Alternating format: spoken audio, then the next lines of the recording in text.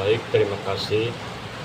Salam, Om Swastiastu, salam kebajikan, dan salam sejahtera buat kita semua. Perkenalkan, saya Ignatius Sependika Siriparang, kelas KB, jurusan S1 Pariwisata. Di sini saya akan menjelaskan presentasi saya tentang evaluasi kebijakan.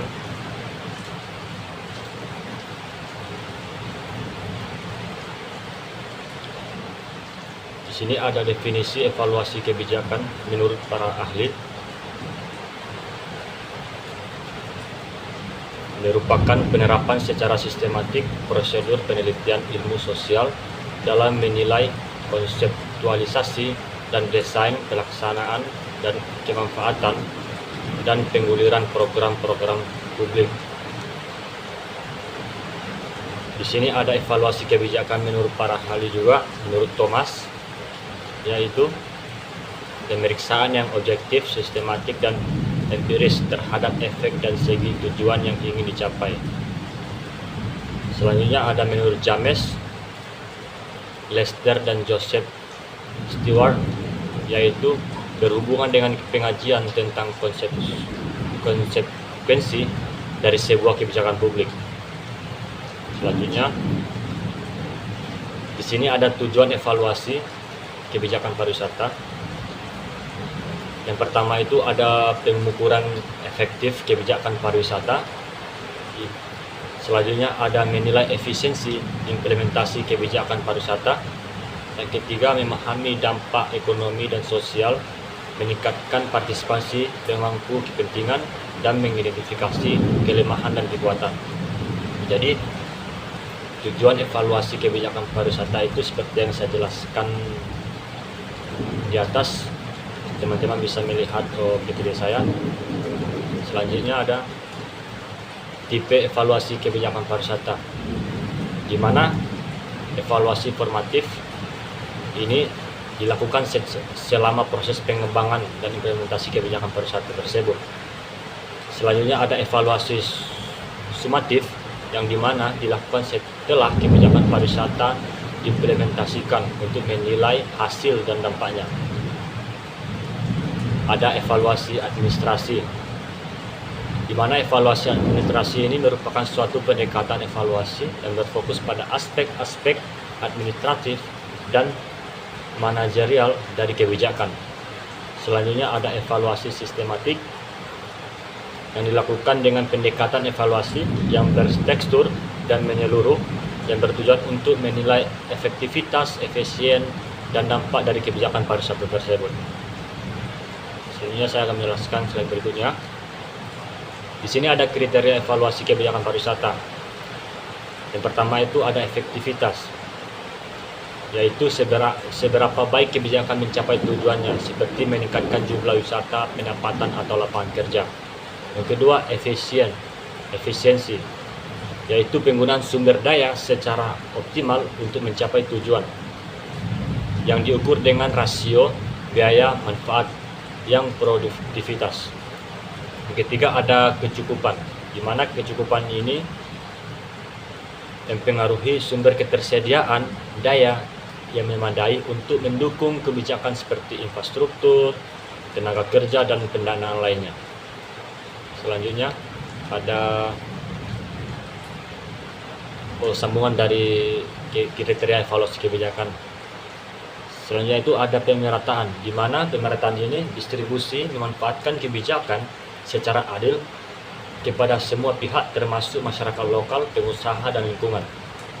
Yang kelima ada responsivitas, yaitu kemampuan kebijakan untuk beradaptasi dengan perubahan kondisi seperti tren, pasar, krisis, dan kebutuhan wisatawan lainnya. Yang keenam ada ketepatan, yaitu kesesuaian kebijakan dengan tujuan pembangunan kebijakan dan hukum yang berlaku. Di sini ada dinamika usaha pariwisata di era 1970-an sampai 1980-an. Pariwisata Indonesia berkembang pesat dengan fokus pada wisata pantai dan budaya. Di era 90-an, industri pariwisata terus berkembang dengan munculnya destinasi wisata baru dan jenis wisata yang baru. Di era 2000-an sekarang, perkembangan digital mendorong pertumbuhan yang berbasis teknologi dan pariwisata yang berbasis komunitas.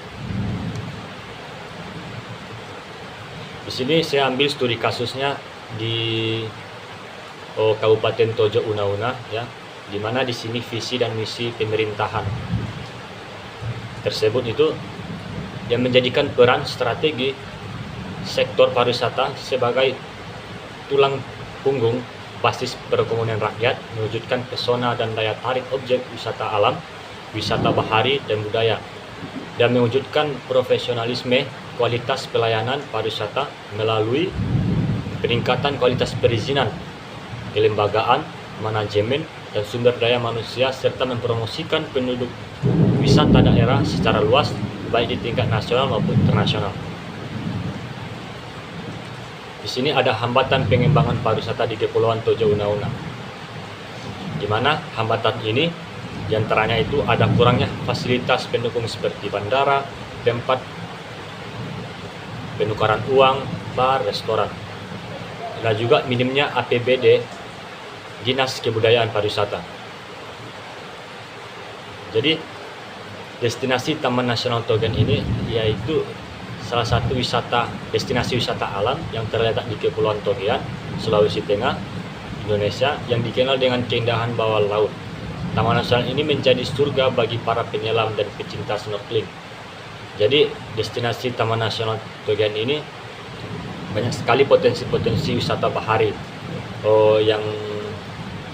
yang memungkinkan pengunjung atau wisatawan untuk melakukan berwisata tersebut, di mana destinasi Taman Nasional ini yang di Togian Kabupaten Tojo Una-Una ini, di situ kita bisa melakukan snorkeling, di mana kita bisa melihat keindahan pantai dan dasar laut yang masih memiliki terumbu karang yang masih alami dan beragam biota laut lainnya. Selanjutnya, di sini ada beberapa daya tarik utama Taman Nasional Togian. Yang pertama itu ada keanekaragaman hayati laut seperti terumbu karang. Kedua, pulau-pulau indah. Jadi di pulau Taman Nasional Togian ini yaitu banyak pulau-pulau yang indah yang memungkinkan wisatawan itu untuk berkunjung atau berdestinasi di wisata ini. Yang kedua, danau ubur-ubur. Yang keempat, ada budaya lokal. Yang keenam, ada kegiatan wisata. Jadi daya tarik utama Taman Nasional itu lengkap dengan komunitas dan kolaborasi masyarakat juga. Jadi memungkinkan untuk pariwisata destinasi Taman Togian ini untuk menjadi meningkat dan keberlanjutan. Di sini ada studi kasus. Teman-teman bisa melihat dan bisa menyaksikan langsung studi kasus, contoh studi kasus yang ada di Tojo.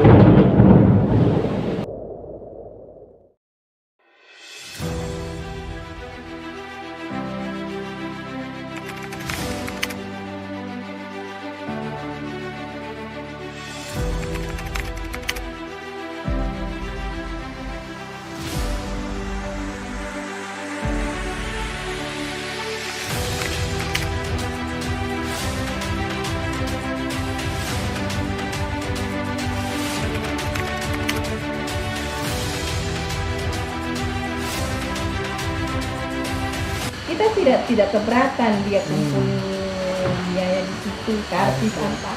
Tapi masalahnya yang kita di Togian ini kan kita cuma jual sarang. Nah, ini orang Babong setiap hari-hari orang Babong tidak ada apa-apa, tidak ada.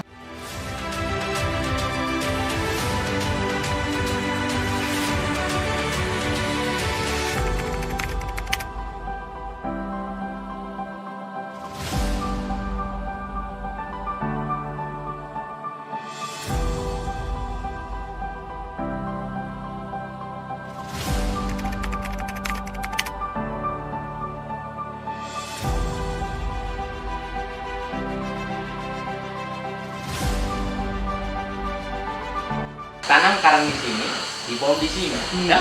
Dan itu terjadi di Kepulauan Siatu sana, penanaman karang. Kemudian pemboman di sana tidak dicegah, karena aneh juga. Jadi saya bilang lebih baik itu duit penanaman karang sama kasih itu masyarakat. supaya dia tidak berbohong.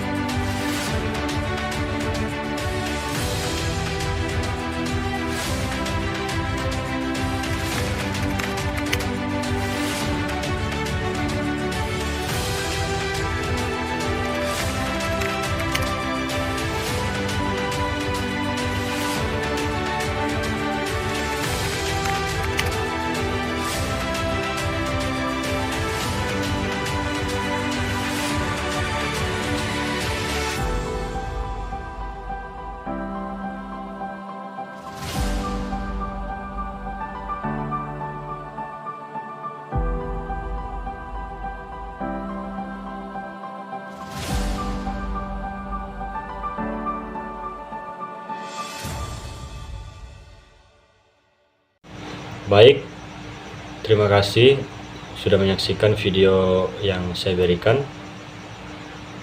Terima kasih juga buat teman-teman yang menyimak dan melihat video ini. Sekian presentasi dari saya. Bila ada kurang atau kata-kata yang salah dalam penjelasan materi saya hari ini, mohon dimaafkan. Wassalamualaikum warahmatullahi wabarakatuh.